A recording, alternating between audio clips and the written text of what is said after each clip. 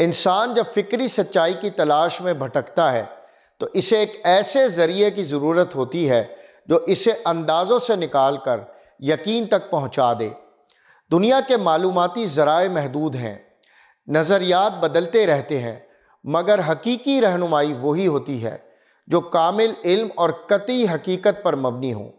اسی بنیاد پر انسان اپنی زندگی کا درست راستہ اختیار کر سکتا ہے۔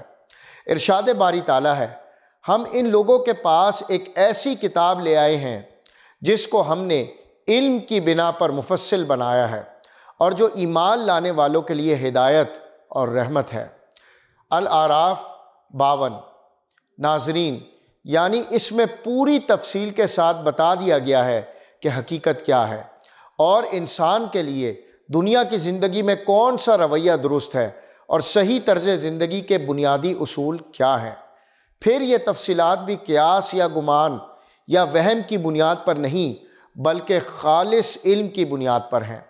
مطلب یہ کہ اول تو اس کتاب کے مضامین اور اس کی تعلیمات ہی بجائے خود اس قدر صاف ہیں کہ آدمی اگر ان پر غور کرے تو اس کے سامنے راہ حق واضح ہو سکتی ہے۔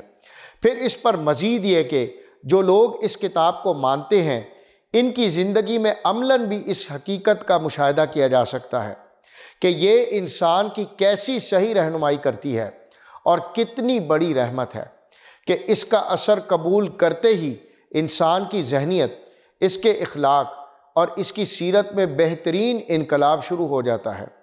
یہ اشارہ ہے ان حیرت انگیز اثرات کی طرف جو اس کتاب پر ایمان لانے سے صحابہ کرام کی زندگیوں میں ظاہر ہو رہے تھے۔ اے اللہ، ہمیں اپنی کتاب کی روشنی کو سمجھنے اور اس پر عمل کرنے کی توفیق عطا فرما۔